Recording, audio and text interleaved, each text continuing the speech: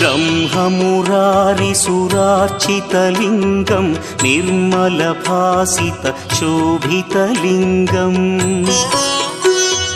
जन्मजदुःखविनाशकलिङ्गं तत्प्रणमामि सदा शिवलिङ्गम्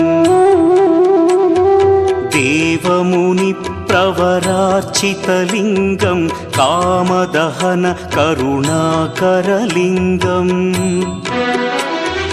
रावणदर्पविनाशकलिङ्गं तत्प्रणमामि सदा शिवलिङ्गम्